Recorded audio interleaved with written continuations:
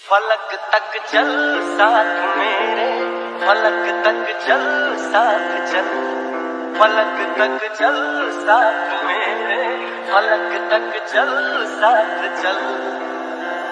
ये बादल की चादर, ये तारों के आंचल में छुप जाए हम पल दो पल।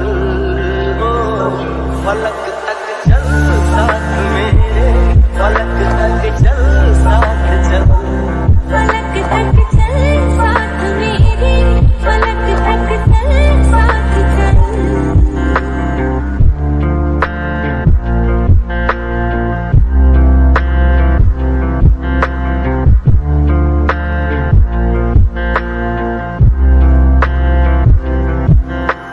देखो कहाँ गए हम सनम साथ चलते। लगता है ये बाइक अलग लेवल की है यार। So guys welcome back to the channel, this is Farhan Afzal. यहाँ पर आप देख रहे होगे MT-15 2023 मॉडल है। आज मैं इसका यूज़र रिव्यू करने वाला हूँ। बाइक चल गई है मोर देन 3000 किलोमीटर और मैं बताने वाला हूँ कि इस दौरान मुझे क्या क्या चीज़ें इसके साथ फेस हुई, क्या एक्सपीरियंस रहा इस बाइक के साथ मेरा। ऑब्वियसली ये सबकी फेवरेट बाइक है। MT likers please like and subscribe. भाई यहाँ देख रहे हो आप, थोड़ी गंदी हाल में है, उसके लिए सॉरी। हाँ, इसका असल में एक्चुअली टाइम नहीं मिल पाया, ऑफिस से आज ही टाइम मिला है। तो लेट्स स्टार्ट द रिव्यू। तो गाइस रिव्यू स्टार्ट करते हैं। पहले मैं बात करूंगा फ्रंट प्रोफाइल से, कैसी लगती है मुझे इसकी लाइट्स। तो भाई लुक सबसे ज़्यादा जो मुझे पसंद है ना, इसकी DRLs पसंद है। ये बिल्कुल आईज की तरह दिखती है और काफ़ी ज़्यादा अट्रैक्टिव है। वाव। अब बात करते हैं रात में ये क्या विजिबिलिटी है। तो भाई पहले तो जब कंपनी की तरफ से मुझे मिली थी तब थोड़ा सा सेटिंग इसका गड़बड़ाया था मैंने, बस इस प्रोजेक्टर लाइट को इस जगह से प्लस माइनस करके थोड़ा ऊपर नीचे किया है। तो मैं नहीं चाहता था कि किसी के फेस पर डायरेक्ट प्रोजेक्टर लाइट पड़े। ब्रेकिंग की बात करते हैं, यहाँ पर USD दे दिया गया है अपडेटेड 37 mm के जो सामने के USD है ना भाई, वो बहुत ज़्यादा अच्छा काम करता है। हाथ में झटका वगैरह बिल्कुल नहीं लगता है। प्यारी बाइक है। थोड़ा सा सस्पेंशन और बल्कि हो सकता था, मतलब 41 तक जा सकता था।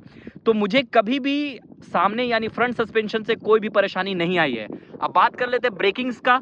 तो ब्रेकिंग में यहाँ पर फ्रंट में जो ABS दिया गया वह 282 mm के प्लेट के साथ आया, 282 mm के प्लेट के साथ। सच बताऊं तो ब्रेकिंग फ्रंट की बहुत लाजवाब है, बहुत प्यारी है। ब्रेकिंग में कुछ दिक्कत नहीं आया, कभी स्किड नहीं किया। हाँ, मुझे लगता है कि ट्रैक्शन कंट्रोल इसको सपोर्ट जो करता है ना, उसकी वजह से ब्रेकिंग इसकी और बेहतरीन हो चुकी है पहले से ज़्यादा। टायर की बात करते हैं, टायर के साइज़ की बात करते हैं तो टायर भाई बेहतरीन है, साइज़ में कोई दिक्कत नहीं है। 100/80 है, कोई भी परेशानी नहीं है। एलॉय सही है, एलॉय में कोई दिक्कत नहीं है। यहाँ मडगार्ड की बात करते हैं तो मडगार्ड मुझे उतना ज़्यादा बहुत ज़्यादा अट्रैक्टिव नहीं लगता है, सादा मडगार्ड है। तो मडगार्ड को कुछ और कलर या फिर इसको स्प्लिट में कर सकते थे तो ज़्यादा अट्रैक्टिव लगता है। ठीक है, इंडिकेटर्स दूर से ही विजिबल है, बस थोड़े कमज़ोर हैं। एक बार क्या हुआ कि पीछे वाले इंडिकेटर हल्का सा मैंने ऐसे किया तो ये बाहर निकल गया था। तो मुझे लगता है कि इंडिकेटर थोड़े कमज़ोर हैं, पहले जैसे FZ के थे फ्लैक्सिबल काफ़ी और मजबूत, वैसे तो नहीं है। अब बात करते हैं इसके टैंक। फ्यूल कैपेसिटी 10 लीटर है, टैंक काफ़ी अच्छा है। बट वो जो एक टैंक से ग्रिप मिलनी चाहिए ना, यहाँ पर थोड़ा सा कुछ ऐसा पैड टाइप का लगाना होगा आपको आफ्टर मार्केट, ताकि उससे जो ग्रिप मिले वो बेहतरीन मिले आपको। सो गाइस यहाँ पर मैं बात कर रहा था टैंक कैपेसिटी की, जो 10 लीटर के साथ आती है, जो काफ़ी सफिशिएंट है शहर के लिए। अगर आप शहर की यूसेज के लिए ले रहे हो 10 लीटर बहुत ज़्यादा सफिशिएंट है भाई। माइलेज लगभग 45-50 का देता है, तो आपको 450 किलोमीटर के लगभग का रेंज मिल जाएगा। तो इससे कोई दिक्कत नहीं होने वाली है। लेकिन अगर आप ट्रैवल के लिए ले रहे हो, बड़े दूर जाने के लिए ले रहे हो, तो आपको एक लगेगा कि हाँ, क्या होता है कि इसका जो रिजर्व है ना 1.6 लीटर का है, तो आपको 8.5 लीटर मतलब 200-400 किलोमीटर चलेगा तो आपको लगेगा कि आप भरवा ले, तो वैसा दिल में लगा रहेगा। ये चीज़ नहीं रहना चाहिए था, मतलब कम से कम इसको 12 लीटर का होना चाहिए था। थोड़ा बल्कि भी कर देते तो चलता। अब बात करते हैं इसके इंस्ट्रूमेंट क्लस्टर का। तो इंस्ट्रूमेंट क्लस्टर भाई रात में विजिबिलिटी में कोई दिक्कत नहीं है, इन्फॉर्मेशन में भी कोई दिक्कत नहीं है, इन्फॉर्मेशन भी काफ़ी सफिशिएंट है। बट एक दिक्कत है कि अगर आपने मुझसे 12,000 रुपये लिए हैं, ब्लूटूथ डाला उसमें, तो क्या फ़ायदा है मुझे उस ब्लूटूथ का। ना उसमें कॉल दिखाता है कि किसकी आ रही है, ना आपको ये दिखाता है कि मैसेज किसका आ रहा है, ना क्या मैसेज है ये दिखाता है, ना आप कट कर सकते हो ना उठा सकते हो। तो ये मुझे लगा कि थोड़ा सा वर्थ नहीं था 12,000 रुपये का। 12 से 14,000 रुपये एक्स्ट्रा लिया ब्लूटूथ का। इसके अलावा जो माइलेज है लगभग एक्यूरेट बताता है। 2-4 किलोमीटर ऊपर नीचे को छोड़कर जो माइलेज है वो एक्यूरेट बताता है। सीट की बात करते हैं फटाफट, ऊपर की सारी चीज़ें बात कर रहा हूँ मैं। सीट भाई पीछे वालों के लिए जहन्नम है, बिल्कुल ख़राब सीट है। पीछे वाले वर्थलेस है, आपको आफ्टर मार्केट सीट पे काम करना ही पड़ेगा। एक तो छोटा है और ग्रैब रिल देखो, कभी किसी को देखा है आपने ऐसे बैठ के ऐसे ग्रैब रिल पकड़े हुआ है? क्या मतलब है? ऐसे कैसे कोई कितनी देर पकड़ सकता है? ग्रैब रिल कम से कम यहाँ होना चाहिए। ये हो गई दूसरा पॉइंट। तीसरा, अगर फ्रंट में आप बैठे तो आप ट्राउजर पहन के नहीं बैठ सकते भाई, बहुत दर्द करेगा। ट्राउजर नहीं, आपको जींस पहनना होगा, तब आपको इसमें पता नहीं चलेगा, इस पे घाट बनेगी। अगर ट्राउजर पहनते हो तो आपको दर्द करेगा यहाँ पे। दूसरा भाई, हैंडलिंग की बात करते हैं तो मैं इसे 100 नंबर देता हूँ, क्योंकि देखो वजह ये है कि हैंडलिंग ये कहीं से भी निकाल देती है। शहर के आप किसी भी कोने में रहो, कितने भी भीड़ में रहो, हैंडलिंग में कोई दिक्कत कभी नहीं आई है। स्ट्रेट भी है, और देखो अगर मैं बैठ के दिखा रहा हूँ आपको, रीचेबल है, कितना इजी रीचेबल है, आपको जरा सा भी झुकना नहीं पड़ रहा, और घाट के साथ बड़ा बढ़िया बनता है। बस हैंडल्स मुझे जो है ना बहुत ही ज़्यादा कमज़ोर क्वालिटी के लग रहे हैं, बाकी जो बैठने का पोस्चर और हैंडलिंग का पहुंच है वो कमाल की है भाई। अब तीसरा बात करते हैं इंजन का। इंजन से हीट होता है कि नहीं, इंजन में क्या दिक्कत होती है? तो भाई हीट वगैरह कुछ नहीं होता। अगर आप बहुत ज़्यादा ट्रैफिक में बहुत देर ट्रैवल करोगे तो आपको ऐसा लगेगा कि हाँ इंजन हीट कर रही है, बट इंजन हीट नहीं करती है, बहुत रेयर में करती है। माइलेज की बात करूँ तो मुझे जो पर्सनली दिया 50 के लगभग, 48, 50, 46 ऐसे सा माइलेज देता है। दूसरा भाई, इसका स्मूथनेस, इंजन का स्मूथनेस बहुत प्यारा है। गियर शिफ्टिंग बहुत प्यारी है, कभी स्टक नहीं होती गियर कभी स्टक नहीं होता, तो गियर शिफ्टिंग वगैरह बहुत प्यारा है। इंजन हीट नहीं करता है। 7000 आरपीएम पे आप जैसे टच करोगे ना, इसकी आवाज़ पूरी चेंज हो जाती है, लगता है जनरेटर चला रहे हो आप। तो 7000 आरपीएम के पास ये बाइक नहीं रह जाती। इसके इंजन में लगता है कुछ अलग से फिट कर दिया गया है। तो इंजन को मैं पूरे नंबर दूंगा। ये बोल सकता हूँ कि टॉप एंड पे जो 110 के ऊपर जाती है ना, थोड़ी सी ये खेलने लगती है हवा में। वेट रेशियो की बात कर रहा हूँ, यस। तो वेट रेशियो भाई 141 केजी की गाड़ी है और भागती है 135, 140। तो कहीं से भी 141 केजी जस्टिफाई नहीं है। मैं खुद 110 किलोमीटर पर आवर की स्पीड में वेव करने लगता हूँ हवा में। सो वेट रेशियो की वजह से क्या होता है कि ये जो बाइक है टॉप एंड पे, अगर आप कॉर्नरिंग कर रहे हो 100 या उसके अबव में, तो ये वेव करने लगेगी, हवा में ही वेव करने लगेगी। आपको पता चल जाएगा कि रोड पे इसका पकड़ नहीं है उस हिसाब का जिस हिसाब का होना चाहिए। पीछे की ब्रेकिंग की बात करता हूँ, 220 mm का डुअल चैनल एबीएस है। पीछे वाले ब्रेकिंग 220 mm की है। पीछे वाले ब्रेकिंग से मुझे पहले बहुत शिकायत थी यामाहा की। MT मैंने वर्जन 1 भी चलाया था, वो स्किड करता था। ट्रैक्शन कंट्रोल और जो डुअल चैनल एबीएस लाया ना, इसने इसके ब्रेकिंग को 4 चांद लगा दिया। अब तक एक भी जगह ये बाइक हिली नहीं है। मैंने कई बार बहुत डेंजरस ब्रेक मारा है, मतलब 80-90 के ऊपर स्पीड पे मारा है, लेकिन हिली नहीं है। ब्रेकिंग को 100% दूंगा मैं। सस्पेंशन पीछे वाला थोड़ा टफ है, स्टफ है। पीछे जो भी लोग बैठता है, देखो अब क्या है कि हम लोग शहर में घूमते हैं, ठीक है, तो कई लोग कमेंट में मुझे गाली लिखेंगे कि भाई तुझे नहीं आता, क्यों ले लिया, मुझे दे दे 1 लाख रुपए में। भाई ये सब बातें अलग बात है, लेकिन अगर आप ट्रैवल कर रहे हो ना, आप एक ट्रैवलर हो ना, तब आपको महसूस होगी कि बाइक में क्या दिक्कतें होती है। जैसे आप अगर शहर से निकले, 5 किलोमीटर घूमे, चाय पिए, घर चल गए, आपको क्या बुझाएगा सस्पेंशन? आप तो सीधा रास्ता पे चल रहे हो। सस्पेंशन मुझे समझ में आता है। पीछे वाला जो है ना, वो अगर आप कंपेयर करोगे FZ से, बहुत ज़्यादा टफ है, बहुत ज़्यादा टफ है। एग्जॉस्ट साउंड की बात करते हैं, एग्जॉस्ट साउंड जहां 80 पार करती है ना बाइक, 75-70 भी पार करती है ना, एग्जॉस्ट साउंड उसका चेंज हो जाता है, जो कि एक बहुत मक्खन वाली आवाज़ आती है।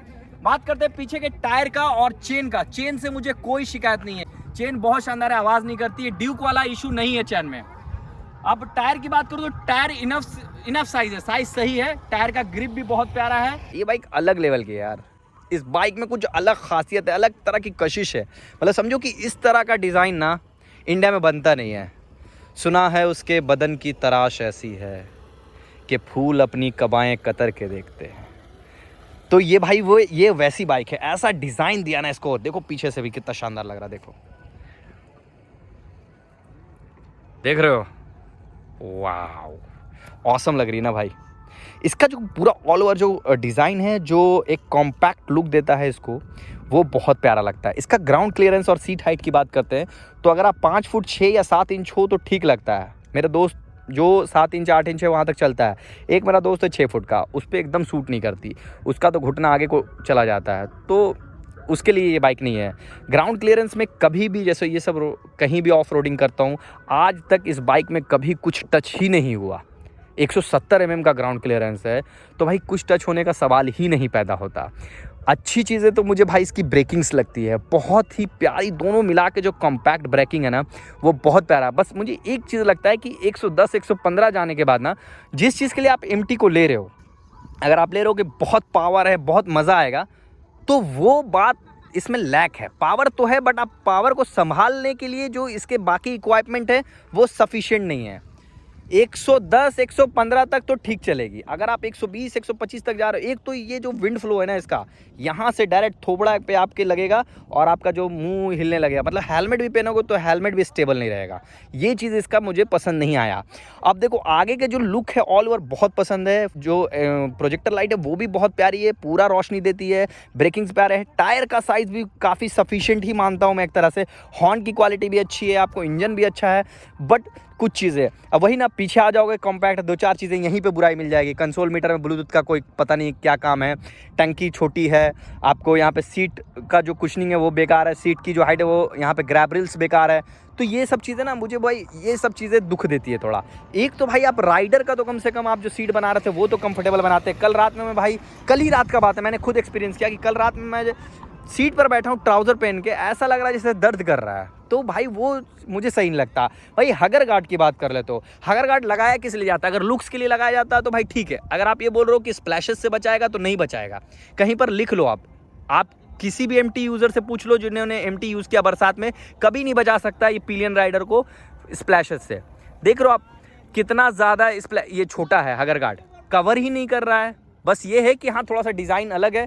अब मैं देखो, मैं ऑल ओवर इससे शिकायत भी नहीं रखता हूँ। शिकायत नहीं रखने का वजह है कि इसको इसी कॉम्पैक्ट नेचर के साथ, इसी कॉम्पैक्ट लुक की वजह से लॉन्च किया गया है, वरना तो R15 ही ले लो यार, ठीक है। अब बेहतर ये है कि आप देखो, कुछ लोग पूछ रहे थे भाई ड्यूक लें, अपाची 200 लें कि MT-15 लें, इतना पैसे लगा कर क्या लें? तो भाई सिंपल सी एक बहुत प्यारी बात बोलता हूँ, अगर आपको रॉ पावर चाहिए, ऐसा पावर चाहिए जो आप एकदम पागल वाला पावर चाहिए, जो आप संभाल भी ना पाओ वैसा पावर चाहिए, तो ड्यूक RS NS ले लो आप। अगर आपको एक ऐसी बाइक चाहिए जो स्पोर्ट्स वाली लुक देती है और उसका माइलेज अच्छा हो और पावर भी ठीक हो, ठीक है, तो आप ले लो R15। लेकिन अगर आपको सारी चीज़ें एक बाइक में चाहिए, पावर, लुक और जो रीच है वो, तो आप MT ले लो। MT में सब कुछ है, A to Z चीज़, बस थोड़ा कंफर्टेबल होना चाहिए। जो यामाहा का एक पहचान था ना, मैंने FZ जब लिया था ना, तो मुझे पहचान था कि भाई MT में वो पकड़ होगी, वो जो एक कंफर्ट है ना वो होगा कि 700 किलोमीटर 600 किलोमीटर चल गया तो दर्द नहीं कर रहा, कुछ परेशानी नहीं हो रही, लेकिन वो इसमें नहीं है। सो इसी के साथ मैं अपना वीडियो ऑफ करता हूँ। आप लोगों से मैं दोबारा मिलूंगा जब 4000 किलोमीटर चल जाएगी ये बाइक, ठीक है। Thank you so much everyone. हाँ, एक और चीज़ बताने वाला था कि आगे का जो इसका सॉकर है ना वो लीक कर गया था भाई, तो मैंने इसको बनाया था, लगभग मुझे 350 या 400 रुपये लगे थे, ठीक है। मैंने वो गुस्से में वो कॉस्ट नहीं दिया, लेबर कॉस्ट नहीं दिया। मैं बहुत ज़्यादा गुस्सा हो गया था यहाँ से कि कैसी बाइक दे दी आपने कि बस सॉकर लीक कर गया। तो that's okay, that's it from my end. This is JS03 rider. Channel को सब्सक्राइब कर लेना अगर अच्छा लगा तो।